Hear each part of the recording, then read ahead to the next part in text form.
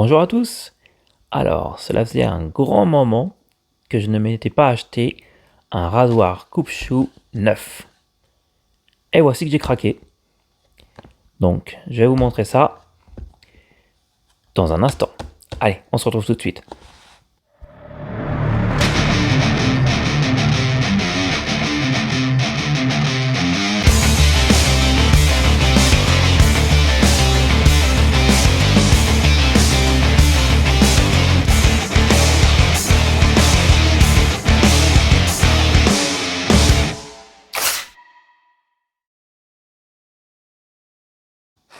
Alors, j'ai décidé d'investir dans un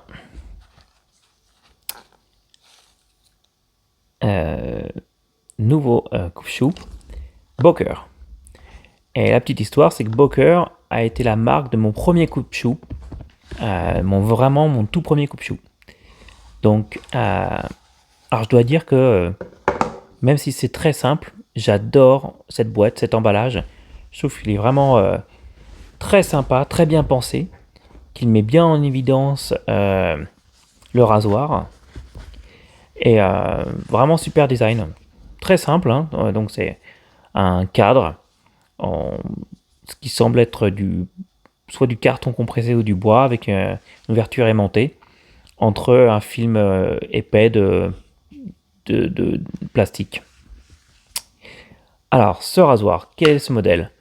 Alors, c'est un Boker qui se nomme Black Amboina. Donc, c'est un 6/8e et qui a donc un nez carré.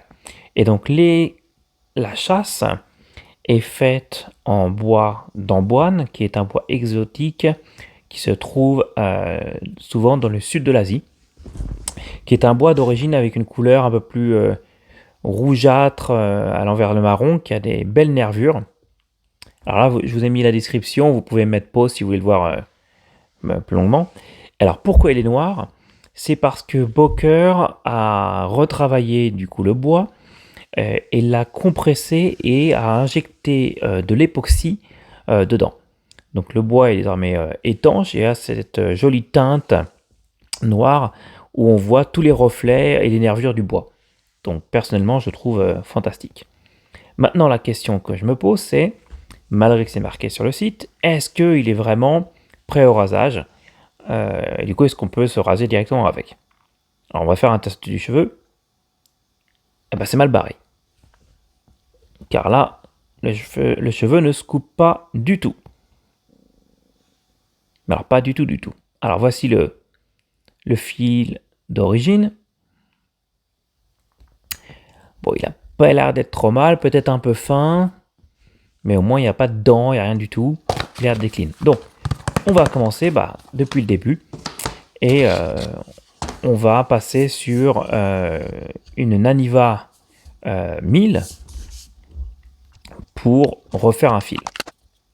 Alors, bien sûr, on met un petit scotch sur le dos pour le protéger. Ça serait bête d'égratigner cette belle couleur teinture noire sur la lame. J'espère qu'elle va durer le plus longtemps possible. On a fait une boue avec notre pierre diamantée. Et on y va. On fait des va-et-vient au début sur la pierre afin de recréer ce fil. On aurait pu, je pense, commencer directement sur une 5000 voire une Ginat, mais par précaution, j'ai préféré recommencer sur la 1000.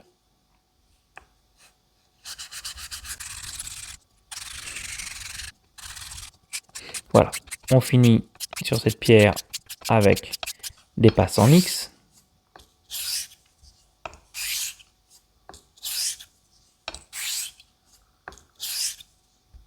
Et c'est chose faite.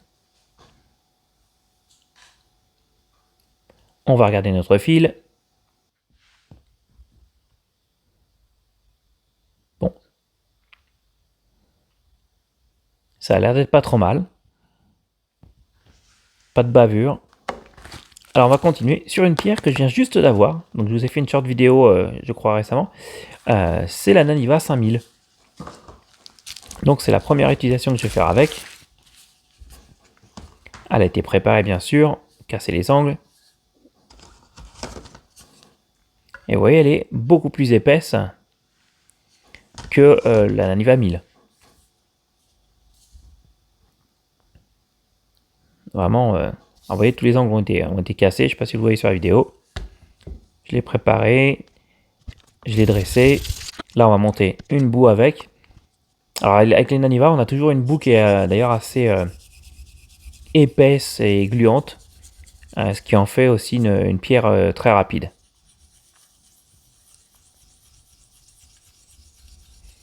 Je pense que d'ici quelques temps, je ferai sûrement d'ailleurs une vidéo comparative entre cette Naniva 5000 et la Shapton 5000.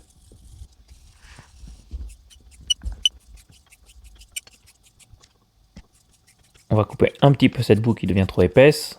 On continue avec nos passes en X.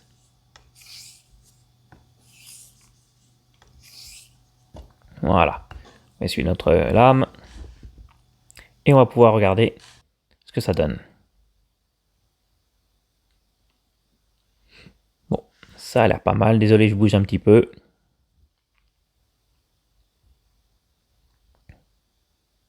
Peut-être un peu fin. Le fil, on verra.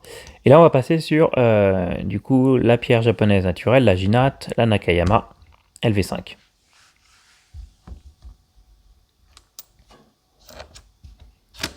On va ajuster le socle. Cette pierre est un peu plus courte que les autres. Et comme toujours, on va commencer avec une Asano Nagura. Que voici. Et donc, la Tenju. D'ailleurs, en parlant de ça, j'ai eu un commentaire récemment sur une vidéo d'une personne qui me disait que les Asano Nagura n'étaient pas faites pour affûter les rasoirs. Bon. Bien entendu, j'ai un avis qui est différent. J'ai personnellement un très bon rendu, je pense, avec ces pierres. Néanmoins, c'est un avis que je respecte et c'est vraiment, je pense, un choix personnel. Et si la personne obtient un résultat satisfaisant et un rasoir doux avec d'autres pierres, c'est ce qui compte le plus. Donc il n'y a pas à avoir de débat là-dessus. C'est vraiment un choix personnel sur comment on y arrive et le résultat qu'on a envie d'obtenir.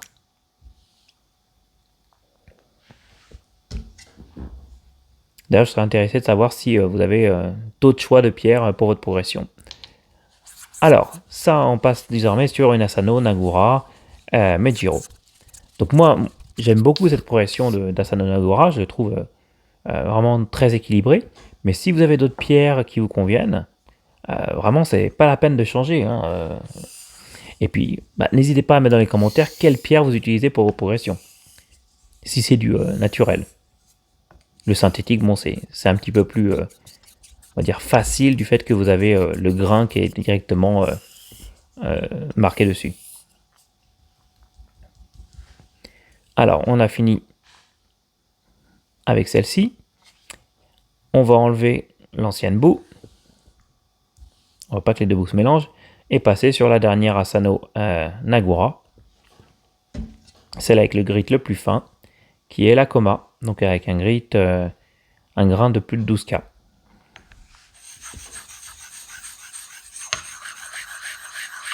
Et un petit rappel, quand vous faites votre boue avec les Asano, ou d'ailleurs n'importe quelle pierre, ne forcez pas, ne mettez pas de pression, sinon vous allez s'effriter et vous risquez d'avoir des petits éclats sur la pierre, ce qui va vous abîmer votre fil. Et donc à ce niveau-là, vraiment, on n'a pas besoin de mettre de pression, le poids de la lame suffit largement. L'essentiel, c'est d'être bien droit. Et bien à plat.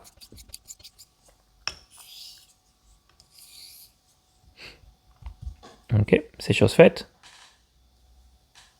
On essuie toujours sa lame en essayant de ne pas se couper. On enlève l'autre bout. Et on va pour notre dernière pierre de finition. Et donc celle-ci, c'est une Tomonagura, je pense Kita. Alors celle-ci, j'ai un doute, mais je pense que c'est une Kita. Donc il nous donnera un grid de plus de 15 000. Et voilà, une boue très légère, c'est la dernière, donc pas besoin de faire une boue épaisse. Sinon, il va falloir la couper par la suite, avec de l'eau.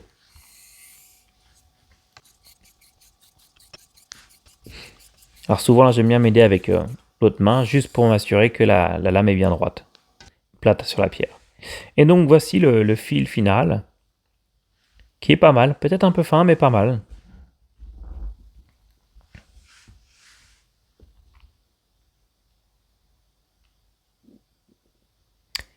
Alors, une chose par contre que je fais à chaque fois que j'ai un nez carré comme ça, plat, c'est de casser cette pointe. Alors c'est un choix personnel, hein, je vous dis pas que vous devez le faire forcément, mais moi je veux casser cette pointe parce que ça m'évitera de me couper potentiellement avec. De faire une petite égratignure. Et là c'est l'expérience qui parle. Du coup, voilà, vraiment très léger, aucune pression, mais vraiment aucune pression. Sinon vous allez d'une abîmer votre lame et potentiellement votre pierre. Et voilà ce que ça donne. On ne le voit pas à l'œil nu, mais là, vous voyez, hop, ça a été cassé juste la pointe. Ça évite de se couper. Donc, à la suite de ça, je l'ai passé au strobe. J'ai fait 200 passes dessus, sur un Kanayama. Et on va voir si le test de cheveux, il passe bien.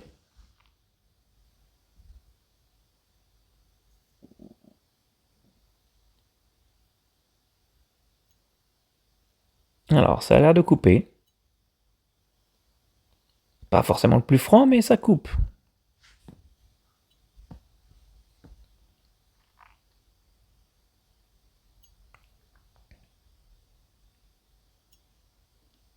Bon, c'est pas mal. Alors, comme toujours, ce qui reste à faire après, c'est un test de rasage. C'est toujours comme ça qu'on sait ce que ça donne. Et là, je dois dire que j'ai été surpris, mais pas forcément d'une manière très positive. C'était, on va dire, assez physique, et j'avais l'impression que ça épilait un peu plus que ça ne rasait. Du coup, j'ai regardé mon fil, à nouveau, et là, stupéfaction, vous voyez ce que je vois? Le fil s'est craqué à plusieurs endroits, et c'est la première fois que ça m'arrive, après un rasage, surtout sur un rasoir qui vient d'être affûté.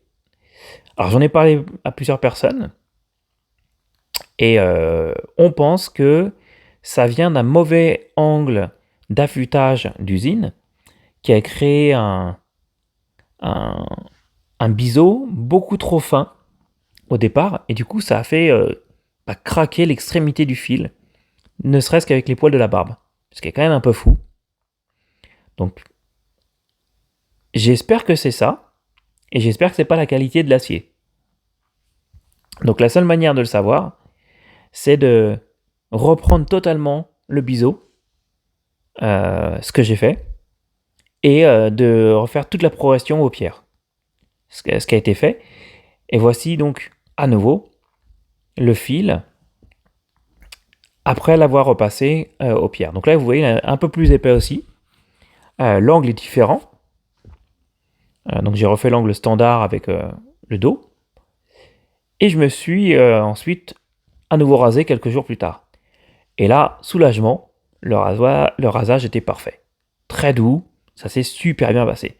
Par contre, ce que je voulais voir, c'était quel était l'état du fil après le rasage cette fois-ci. Et là, soulagement à nouveau, le fil est resté impeccable. Donc je pense que c'était du coup pas un problème d'acier, mais plutôt effectivement un problème d'angle, d'origine, d'usine, qui était beaucoup trop fin et du coup qui faisait que l'acier cassait. Ce qui m'a quand même réconcilié avec la qualité Boker. Alors j'adorerais savoir si vous avez eu ce genre d'expérience de votre côté, parce que pour ma part, encore une fois, c'était la première fois. Et si c'est le cas, qu'est-ce que vous avez fait?